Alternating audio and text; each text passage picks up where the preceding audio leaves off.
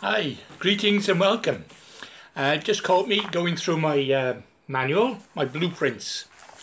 As I said, this is the second part of the float fishing series. The first part, I hope you've followed it and watched it. It was a three-part on the waggler. On this series, I'm going to talk about running water floats, and they range from stick floats all the way through to bolly floats, chub floats, balsa floats, fluted floats, and so on. So with no further ado, I shall start with the stick float. Okay, the humble stick float. I'll quickly show you. Now, possibly the second most popular float in my tackle box, the stick float. It came on the scene in the late 50s, superseding all running water floats. Initially, the presentation it presented, it became very popular because of the caster. And with a stick float, you can basically hold it back in flowing water. As I said, in the late 50s, the float, it swept everything before, and the developments and the innovations probably came from the greatest angler in history of anglers were Benny and Kevin Ashurst. This float soon became popular all over the country, and with reports of matches being won every week on the stick. And what made this float so exceptional was the way it worked in the water. It gave a more delicate and natural bait presentation. By over depth the float, shot in it like, shirt button style down the line, and held back and released. It could travel down the swim, and every time you'd stop the float, the bait would rise in the water. And of course, if you held it, still, your bait would come off the bottom even further, and of course when you release it, it would sink. So a lot of people call this stret pegging, and basically it became a fantastic way of fishing rivers, under your rod tip, basically trotting downstream. As I say, the stick float's come a long way since the early days, but the concept and the method still is the same today. Of course, these days, the bodies and shapes and the aerodynamics, as with all different new materials these days, obviously gives the floats more stabilities. The stick float really comes into its own, when the conditions are right for it. And of course, it depends. It's variable depending on downstream winds, where we can backshot the floats. But I'll talk about that, as we go on through this this series. As I said, there's there's a list of different types of stick floats. But apart from the stick float, of course, I'll be going on to other running water floats, as I said. But the basic stick is the forerunner of all, if you like, running water floats. Okay, so as I said, the basic stick float, it's a careful blend of balsa and cane. The cane obviously on the bottom, the balsa on the top, and shaped in such a way. Normally you have a dome, either a pointed dome like this one or a rounded dome. And of course, the balance of the two materials together, as I said, makes this float, work. And because of that, you actually put it on the line with 3 rubber bands, usually on the top, middle, and the bottom. As I say, the rubbers, as I say, you attach. Silicone rubbers are the best. I mean, there are a lot of rubbers out on the market, but silicone is the best if you can get hold of them.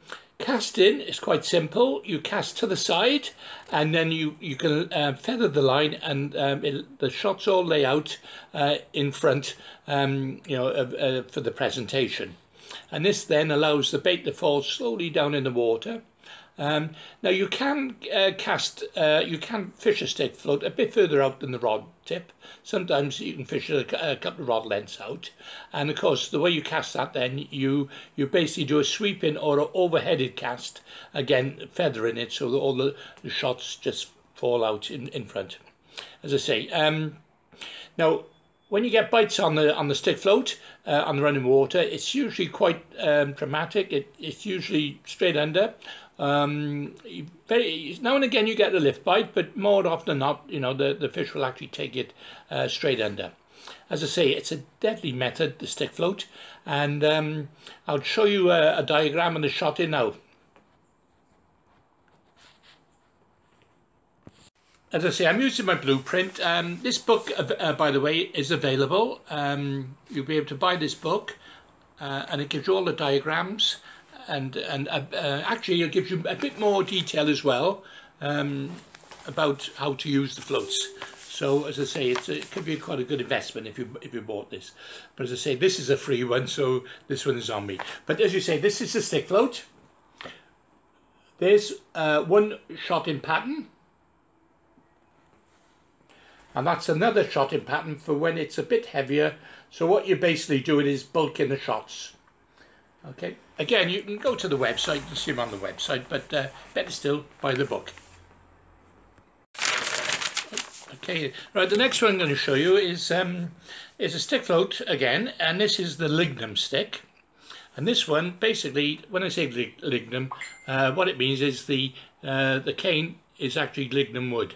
And lignum wood is slightly heavier than cane, so it gives you a bit of weight for casting, but it also gives you a bit of stability in the water. Unfortunately, I can't get hold of lignum at the moment, but certainly, you know, once I do get hold of the lignum, I will be making some more stick floats. But as I say, you can possibly buy these from a lot of tackle shops these days anyway.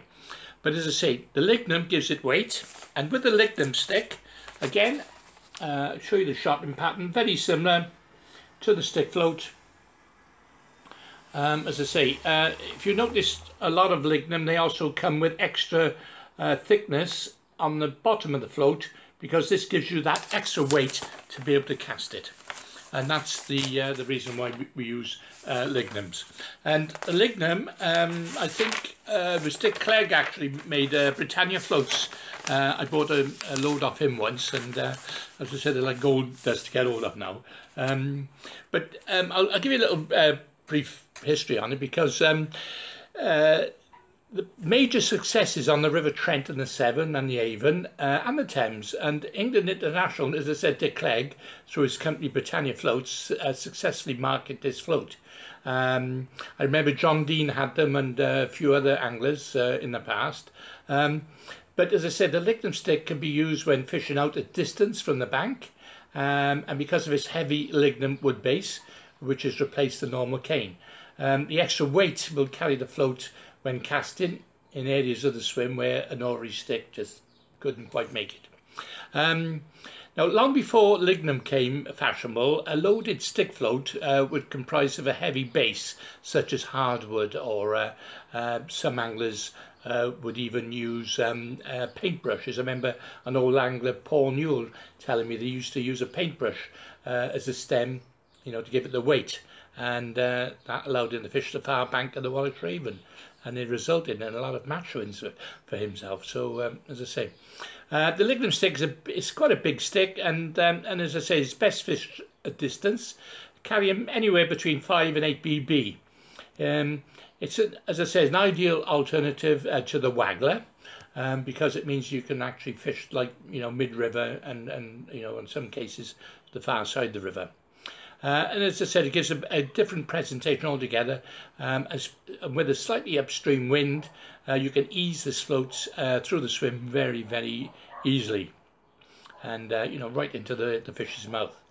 Now, casting the lignum stick is best done with a sweeping sideways action, and feathering the line, allowing the shots you know, to lay out in front, and then as it lands on the water, you know, obviously you just hold it. Hold the line and float against it. Overheaded casting is another way of doing it. You know, that takes a bit of practice. And as I say, greasing the line is also very important, either with a silicone spray or a grease pad. Very similar to what I told you on the Waggler, you know, with the Muslim. The line sprays you can buy these days are quite good, because you just simply, you know, spray it onto the line, and you know, they're quite good. But I think the secret is keeping a tight line, as I say, from the line, from the rod to the float, and try not to impede it going downstream, unless of course you're holding back, which allows the bait to rise off the bottom like you would any conventional stick. As I say, and then dragging the bottom, this can be done easily with the float, because it helps to slow the bait down, and it makes it very appealing to those lazy, sluggish fish on the bottom. And this method, as I say, accounts for many match wins for me and other anglers, you know, who fish it. As I say, and the shape of the stem has a slight bulb at its base, and this allows weight and helps with the stability of the float. But as I said, more about that, either go onto the website or buy the book. Okay, next one. Now the other type of stick, as I say, is what we call the long cane stick. It's an extra long, I'll show you that. That's quite a long float. It's probably about almost 12 inches long, and the idea of this, of course, it's very similar to the lignum. It gives it weight, and it helps to ease the float down the swim. Now this particular float, originally it was made and developed by a Midland angler called Mark Corden, and he used it for tackling the very deep swims on the Wash Raven. As I said, it allows the angler to mend the line, you know, without taking it away from its downward trot. In other words, you know, and it won't ride out of the swim so easily as a smaller stick float would. This float, under some circumstances, can catch the flow, and it enables you to trundle the bait down the swim in its natural current. And because of the long stem, it helps to combat wind drift as well. Okay, obviously use a long rod, 14 or 15 foot would be best for deep swims. And then when you actually strike, it's always best to strike upwards on these type of floats, because obviously sideways you're dragging it through the water. So when you strike upwards. And shotting the long stick can be done either by a bulk down. Okay, this gets the, you know, because the depth, you want the bait to get down quickly. Or again, with a string of shots, shirt button style, reducing in size, you know, which obviously helps with the bait presentation. As I said, it's definitely worth having these floats in your box if you are fishing a lot of running waters with deep waters. And as I said, you can actually, I'm not sure whether you can actually buy them, but you can certainly make them. Now this particular float as well, you would need 4 silicone rubbers on it rather than 3, obviously, to give it stability on the line. As I said, the only company I know that actually make them, apart from myself, is it was Stan Bennett used to make them, flag floats from the West Midlands. I don't know if he's still around, but I bet there's probably a few others around anyway. Now, obviously, it's very important when you plumb the depth of the water, especially with a strong flow. So, you know, it can be a bit harder sometimes. So what I would normally do is run the float through until it starts dragging. Then, as you say, you just keep pulling the line, put the float up the line until it runs clear. Initially, you can use a plummet, but sometimes you won't really get the correct contours of the bottom sometimes. So as I said, this float works very well with strong downstream, you know, wind, and you can put as much as you know, 4 or 5 number 10 shots above the float.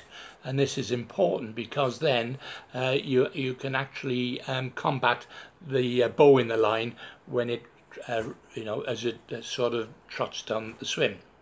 Again, have a look at the website to give you more information, or better still, buy the book. Okay, the next one I'm going to show you is a little stick. Now this little stick, it's only, you can see it's not that, anyway, that's so size. And little sticks are very popular, obviously on smaller rivers, streams, and obviously if you're fishing up in the water as well. You know, I use small sticks actually when I fish for bleak sometimes on the Wye, and it's caught me a lot of bleak sometimes. When you can't get them on the whip. But in the next series, by the way, I will be talking about pole floats, and also I'll be talking about whip fishing and so on. So that'll be the third part of the float series. But this is the second part, as I said. Now the as I said, the light cane, or the light cane stick float, as I say, it's a smaller version of a normal stick float, but as I say, it's very good for medium to sort of, you know, slow moving waters, and it's especially good for fishing close in under the bank. Now, because of the light shot that it takes, it has less disturbance on the water when casting. So that, that's important. And as the lightest shots sink through the water slower, the fish respond by the float tilting slightly upwards. The best way to explain that is when you're actually fishing it, sometimes you get the float will actually go like that in the water. Just something you got to keep an eye out for. But as I say, as long as you keep checking the float, with the line on the reel, the shots again can rise up and down in the water. As I say, and sometimes I fished the River Wye, used a small stick back last season or the season before, and I actually had a 4-pound chub, and I won the section using a very light stick close in. So sometimes it does come into its own, as well as the standard stick floats and the lignum sticks.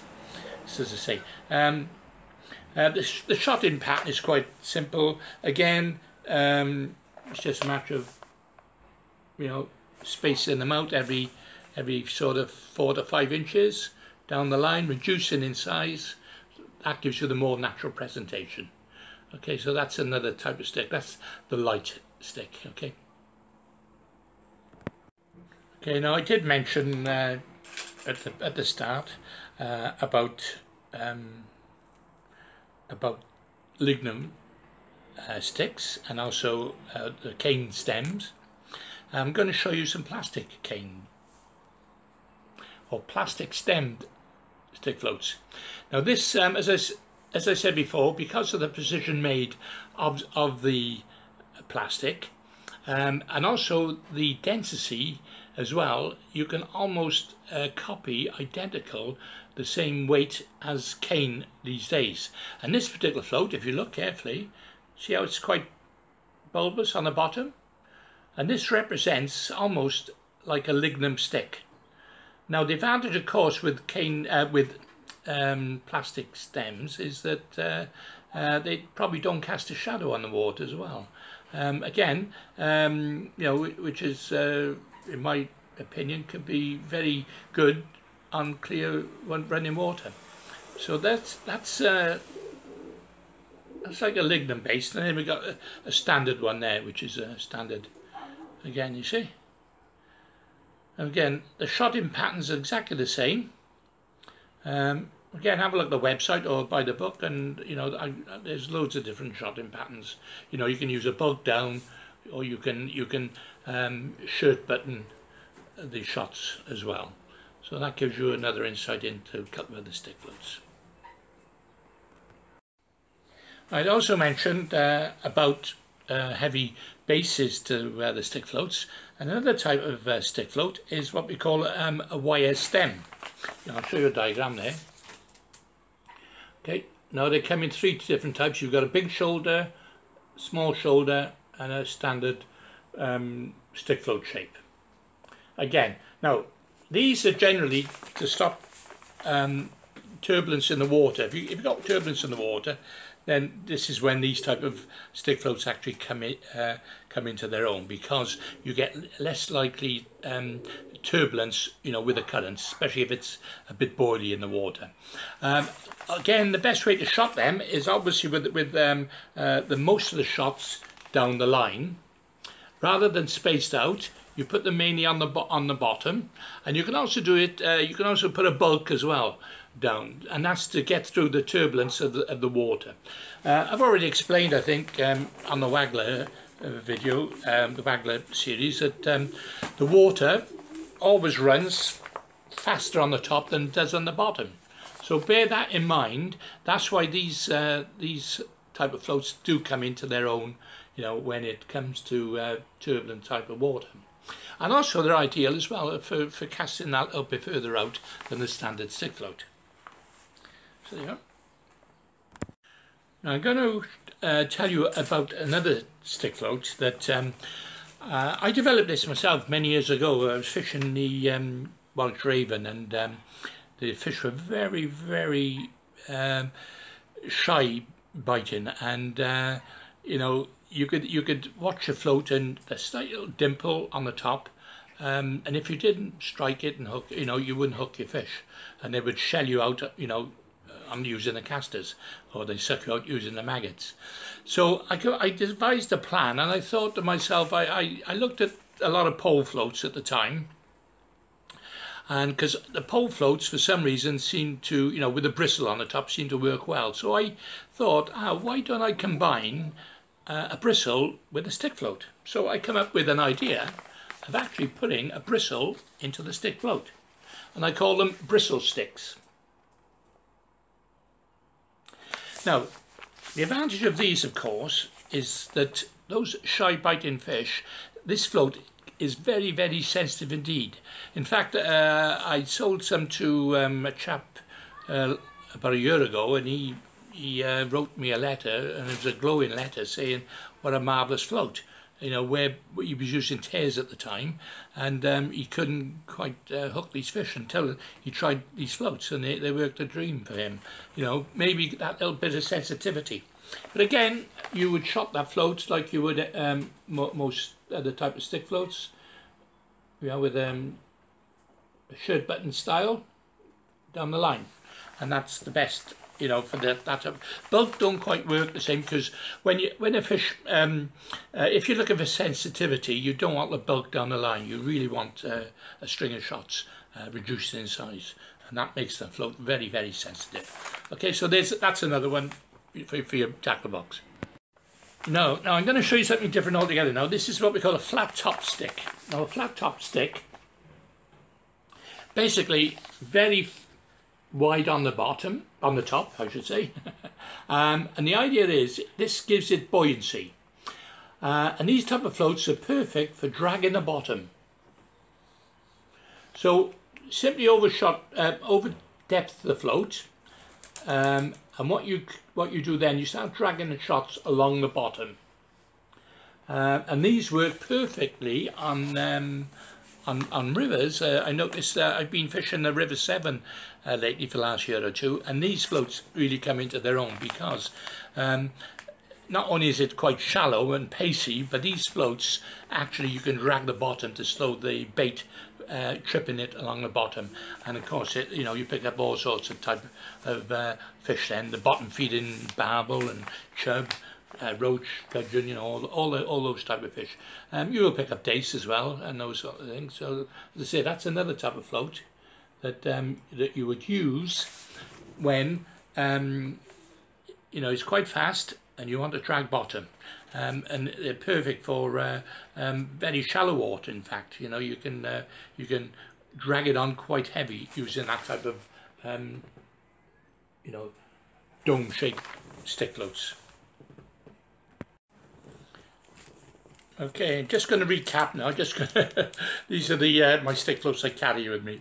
So I'm just going to quickly go through a few things that I've been talking about, and I'll go through these just to give you an idea why I carry so many different types of stick floats. First of all, there's a small dumpy sort of stick float. It's more like a almost like a balsa shape. It's got a very small nylon. Now, I'd probably classify that more as a balsa type of float, which I'll be coming on to now in a moment in the next part of the series. Here's a couple of those dome-shaped ones I was telling you about. There you are, big thick domes. I got also, to combat the turbulence, I got wire stems on the bottom, or aluminium stems. Okay, another little chubber there. I'll be talking about those chubbers later on. Right, this is another dome's shape. Now this one is actually a lignum stick. Okay, so instead of the aluminium, that's again for dragging the bottom and for fishing further out. Another dome-shaped one there. Right, this is a now this one is quite a heavy plastic one. Now I'll fish this when I'm fishing sort of the River Wye in places where I want to cast out 3 or 4 rod lengths. Again, shirt button style, heavy BBs down the line for that one. That's another type of stick float. That's more on. I'll use that on the Wallich Raven, Bristol Avon, places like that. That's more of an old balsa with a cane. I've actually coloured that all black, that particular one. A couple of small balsas there. Now this one, as I mentioned before, now instead of having plastic, if you like, instead of cane, we've got plastic. See how that bends? Now, the advantage of plastic these days is obviously the versatility. They don't break. They're not as brittle as a cane. Again, and they're quite light. So again, it gives you the same advantage as you would like as if you're fishing a cane. And I use these quite often. I use this on my local River Taff, for example, where it's a medium pace. So that gives you an idea on that particular one. As again, I've shown you, these are more or less with a heavy base bulbous bottom, which I use for casting out a bit further than under the rod tip. Again, I'd use that on the Wye and places. Another stick float there. This is a cane. That's quite a got like a dome on it. Now I'd use that if I'm fishing for, say, chub or dace, because not too concerned then about the sensitivity when I'm using that type of float. And there's another one there. Now, aluminium ones, I do aluminium stems. So again, this for more turbulence water and to be able to cast out, more further than the rod length. Oh, right, I'm going to show you this now. This is a combination lignum and also a shoulder. Now, the reason I got a shoulder is that you can hold this quite still in a fast flowing water. And the idea is that by slightly overshotting, you can hold it so that shoulder, basically the current rises over the top of the shoulder, and it means you can hold the float quite still in the water, slowing the bait right up as you're travelling downstream. So again, that's another very good float. This is a 10 number 4, so it's quite a big float. Again, I could use that, on the Y and the 7 and places like that. There's another one with a shoulder, and this one's got a wire stem. So again, I would use that. Obviously, when I go to fish a water, I would look at it and then determine which float to use. If I haven't got them already set up on winders, then obviously I'd use the, straight. I tackle them up there on the bank. There's another one with a shoulder on. As you see, I've used that a few times. A couple more there. Dome shaped. Standard shape. That's a standard with the plastic bristle there. This reminds me as well, this one here, I've actually painted that white only because I needed a white background. I was fishing under some trees and I couldn't quite see the orange or the yellow because the sun wasn't sort of glaring on the water.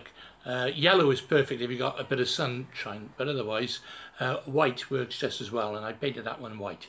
So that's a little tip. Yeah, and that's a black one. See that? No, I use that when, for example, you know, when I've got no back scenery, you know, to give it contrast. It's when you just got sky, and you know, black colour is far better to see than any other colour. Yeah, a couple more there. The bristles. Yeah. So, oh, this one's an interesting one. This one, it's got a bit of it's a carbon base, but it's actually got a little bit of weight on it to give it that stability, again, in turbulent water. So as you can see there, you know, the stick floats come in a variety of shapes, you know, some for holding back with the shoulders, some with the domes, some slightly tapered, you know, for the sensitivity, depending on, of course, what I'm fishing for. Here's a big heavy one there, which 8BB. It's got a good one. This one's got a very pronounced shoulder, and again, that's ideal if you're sort of overshot in the float and you want to hold it really, you know, slow it right down in the swim in a fast current. A couple more with wire stems. So there are. As I said, they're all everyone's got use. You know, they all come into play. So as I say, that's about it there. So I hope that's, you know, been very. I hope that's been useful. Hope you picked up some tips from that.